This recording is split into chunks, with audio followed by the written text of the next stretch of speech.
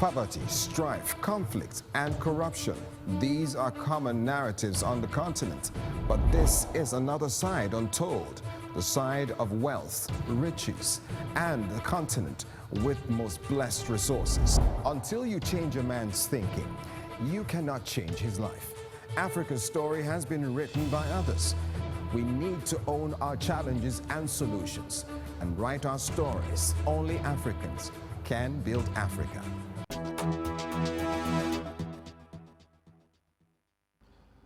Hello and thanks for joining us on The Agenda. My name is Henry Williams. It's a maiden edition of The Agenda on LN 24/7. And on today's edition of the show, we'll be taking a look at a discussion that will be a series in discussions that we'll be having on the issue of the role and impact of African leaders in global governance, or call it the global scene. What impact have they made? What impact can they bring to Africa? What are the benefits of these leaders who have risen to the summit of global leadership on the African continent? And this is what we're going to be talking about on today's edition of the show. As you know, the agenda is by Africans for Africans. And we look at this issue.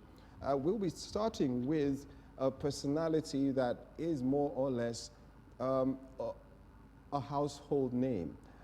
She is an economist and international development expert, none other than Dr. Ngozi Okonjo-Iweala. And did I say she is a Nigerian as well? Looking at her impact over the years, even as she becomes he takes up the top job at the World Trade Organization, the WTO. What are the benefits that can be derived from her leadership as an African at that level? And these are the issues that we'll be delving into. But don't forget, you can join us and watch On The Go on our website at www.ln247.news. Don't miss it. All right, and yes, we will be setting sail, but before I do that, I'll be introducing my guest who joins me on today's edition of The Agenda. Maiden edition, I'd like to say once more. Thank you very much, Mr. Sunday Odebashi, for joining us on The Agenda. Yeah, thank you for the privilege to be here. Great to have you on the show. And yes, as I'm sure he is a Pan-African, any way you like it. He comes with a wealth of experience as a journalist and a man who definitely is versed in global economics. So let's take a look at a personality on today's edition of the show. The role and impact of African leaders in global governance. Nigerian Ngozi Okonjo-Iweala was appointed by consensus by the WTO members as the organization's next Director General. Now, she was picked from a slate of 8 candidates in a selection process that started in June 2020 after the announcement that Roberto Azevedo planned to step down from the position ahead of the end of his term. And yes, she makes history by being the first woman and first African to lead the WTO. Let's take this report and we will be right back.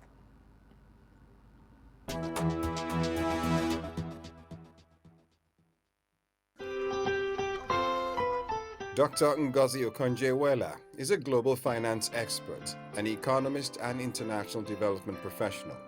As a 2-time finance minister in Nigeria, she gained a reputation as a tough negotiator during talks to reduce the country's debts.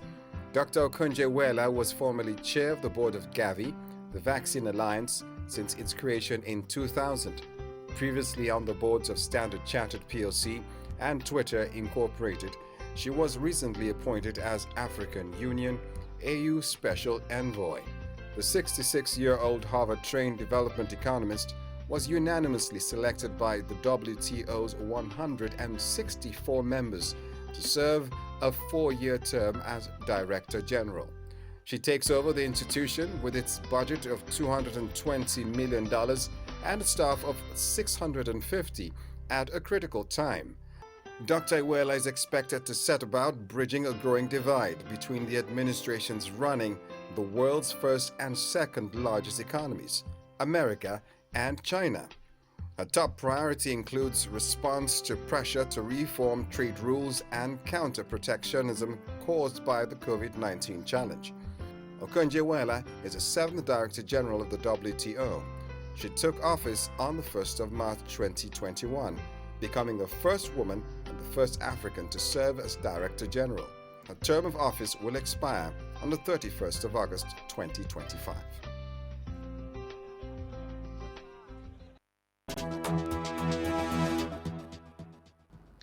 All right, impressive resume Dr. Okonjo-Iweala comes with there. She mounts the saddle at the WTO. And yes, she has been widely celebrated at home and abroad as the right person for the top job. Beyond the sentiments, the question that begs answering is how much can she do to impact the development of the developing countries in Africa? You know, what can she do? What are the expectations of Africans of this seasoned and respected Amazon of the finance world? You know, and I'd like to pose that question to Sunday here. Are those demands, I mean, we've seen all the praise coming in on the back of her appointment of WTO. We are proud, you know, to find that a Nigerian, an African can, you know, be at a top organization like that. But with all the praise and all of that, there are expectations coming, like we always have expectations when we see somebody who can relate with our experience. Are those expectations legitimate, sir? Well, normally they are, okay. Because in such circumstances, whenever it occurs, there will always be expectations. Even the occupant of the office, also, she's also aware, you know, as the new DG or WTO. Because during the course of the nomination, she went through a rigorous process. She went through a rigorous process where she got endorsement from majority countries, and there was a stumbling block from the United States, you know, president then that left, Trump. The organization had to suspend the process until the U.S. concluded the elections before she emerged, you know, eventually. But beside that, you know, she also have to look at the inner circle from where she emerged from. Now, perhaps she may not have been the Nigerian representative, because Nigeria already had a member of that organization who was a director from Benue State. Now, if they were to play according to the rules, they were to nominate that man. But suddenly, President Muhammad Buhari now went for Ngozi Okonjo-Iweala. I mean, she sought consultation with the Nigerian president, Muhammad Buhari, Yeah, so he went for her. Even some principal officers in the presidency wanted to protest, and they were like, no, it should be that Benue man. But again, the president had his way. Well, all well and good. So she knows their expectations, and it's an opportunity that came, and she got it. Well, good. All well and good. You said, yes, she knows the expectations. But the question being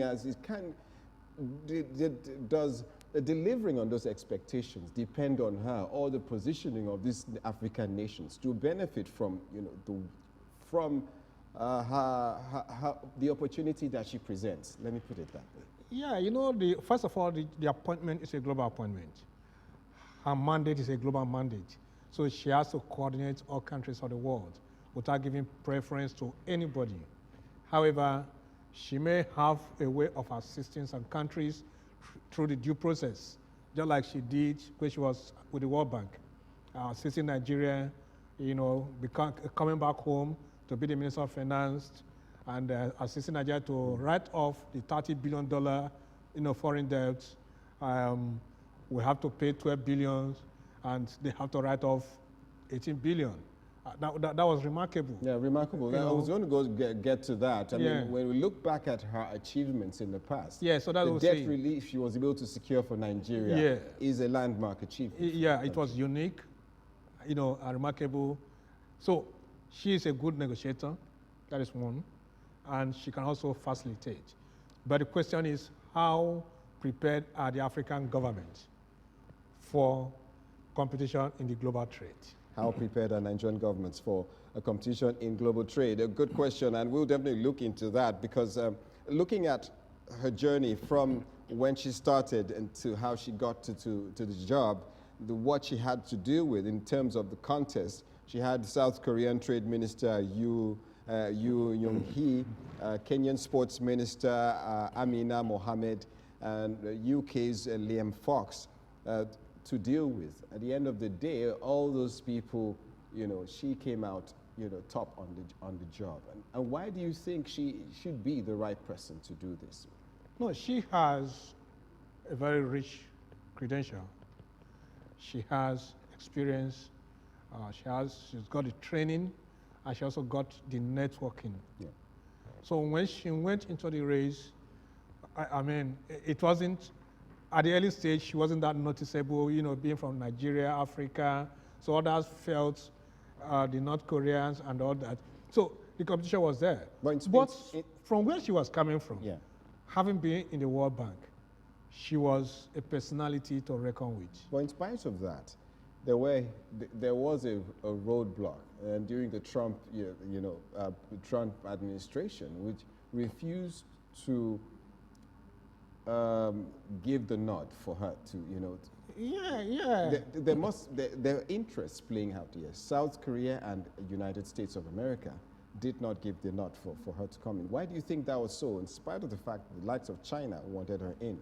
Yeah, there again, if you also look at what happened within that circle in the Gulf, let's just move a little bit to the Korean Peninsula, between North Korea and South Korea, the intercontinental ballistic missile controversy, how U.S. killed behind South Korea, and not on the other side.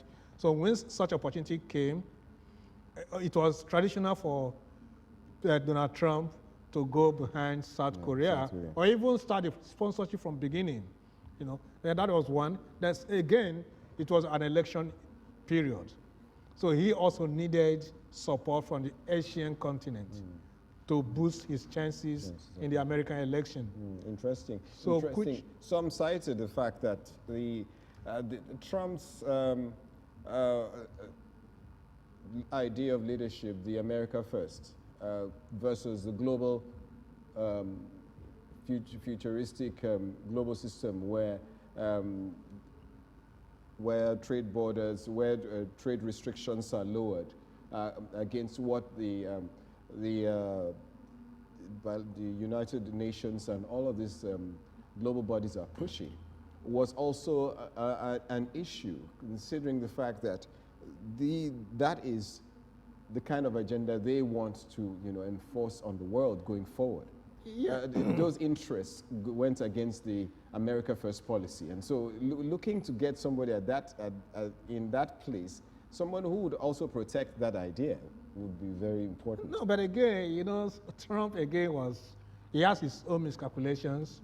Don't forget, when the 20th century was about ending, there will come about going into the 21st century, then there was the outburst of globalization, where barriers were broken. Yeah. Both in economy and government. You no longer, the system can no longer entertain barriers or boundaries. So there was openness and all that. So when he now began to mount roadblocks, it's like he was just trying to turn the globalization upside down and return the old order. But again, doing that, shifting to South Korea, yes, was a game plan. Why China and others were behind the person that they felt would be a liberal, that could liberalize the process and align with the globalization tradition.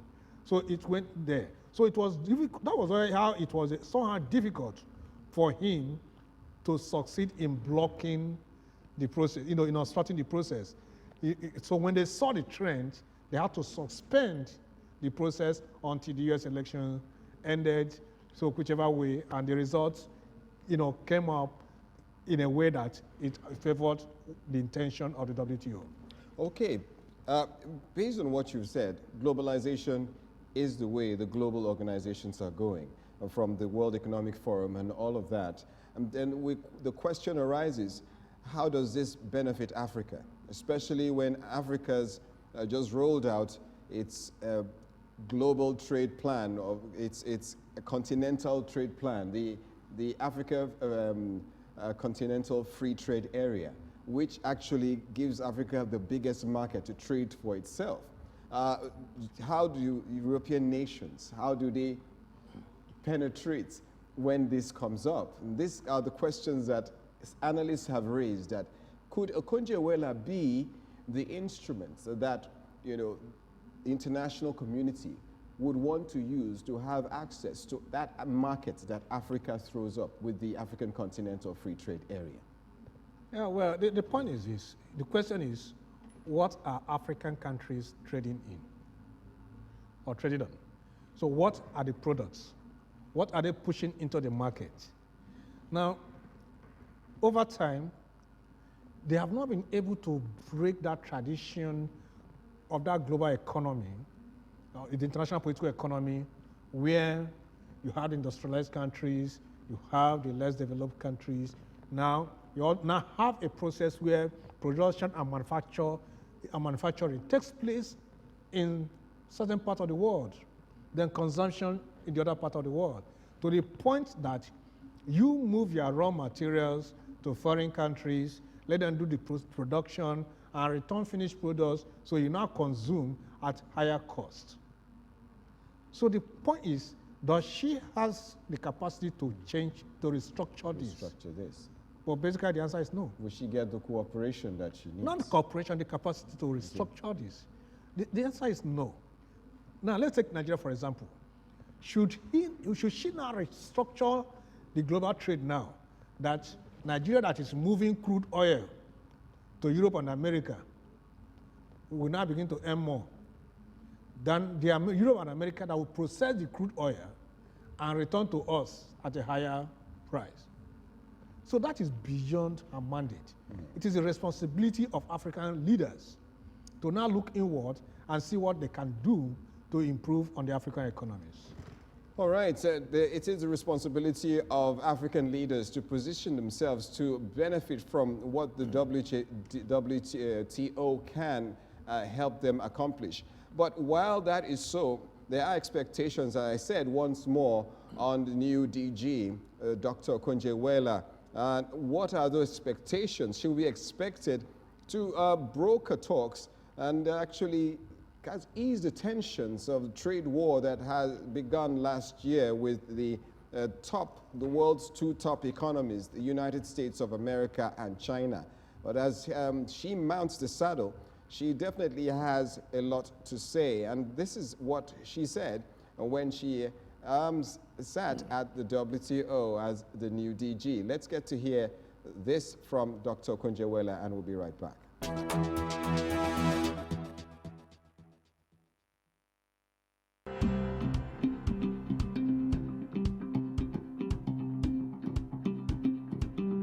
Trade is important for the 21st century, is important for prosperity, is important for resilience, is important for sustainable growth.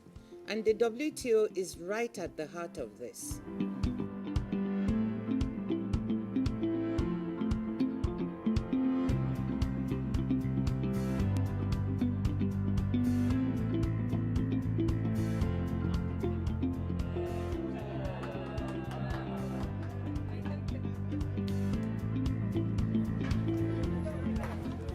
This is like a big plus. Choosing a DG WTO should be on merit. If that person happens to be a woman, great. If she happens to be African, great. I hope it's a sign not only to women and girls in my country, but to women and girls worldwide, that the world is ready and women can do it.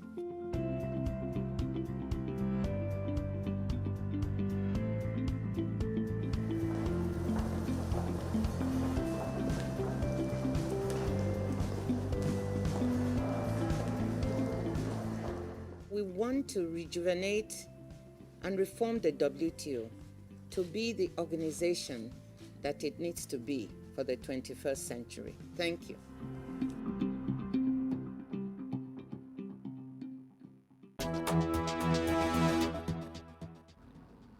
All right. right, that's coming from the new WTO Director General there, Dr. Ngozi Okonjo-Iweala. She says the world is ready and women can do it.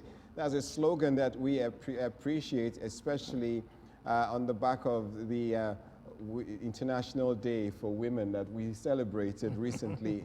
Yes, women can do it. And yes, she comes with a huge, huge reputation at that. But yes, many have said she'll have to hit the ground running. And as we pointed out, there are things on the table for Dr. Ngozi to do. And one of those things are the broker peace talks between China and USA. Although we see them actually warming up to each other already. I don't think she would have too much to do, especially when the President of the United States right now, President Biden, is not really disposed to the position that his predecessor was concerning China. Yeah. You know, and aside from that, she'll have to respond to, as you pointed out, pressure from trade rules, counter-protectionism caused by the COVID-19 challenge. And that's big on her agenda, COVID-19. And she talks about getting vaccines to Africa. A lot of Africans have frowned at that. Could Okonjo-Iweala be once more a tool in the hands of the international community to actually get access to African markets when it comes to big pharmaceutical companies, international organizations who want to sell vaccines to Africa? Well, the issue of vaccine is very controversial. You can even take a whole discussion, you know, a whole program, even more than a program to discuss. Very controversial, and to some people it's also suspicious because it will appear the aim is being achieved by the originators of the coronavirus, issue. So that is one thing. So if she, for intervention, yes, she could intervene. Doesn't even really need intervention, she doesn't. You see what we were saying earlier, the global trade structure is still there. They have manufactured these vaccines in Europe and America, and they are coming to Africa to market. So we are spending more, and we are benefiting less. The rich country is not the country that consumes. The rich country is a country that produces, because that is where the wealth goes. When you buy, the money goes back to them, and not you. So you get less. So it still boils down to leadership, right? So it boils down to domestic own leadership. To look inwards. Definitely so. All right, we'll take a quick break. If you just joined us, you're watching The Agenda, and we are definitely looking at the role and impact of African leaders in global governance. Join us again after the break as we talk about the new WTO DG, Dr. Okonjo-Iweala, and she has a lot on her table to do.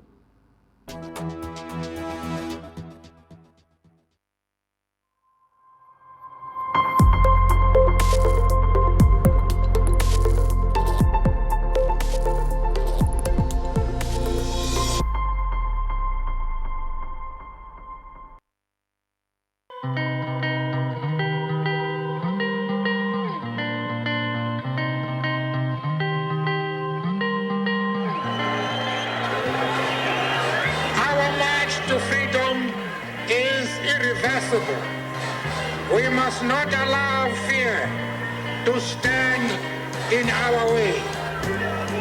I have fought against white domination.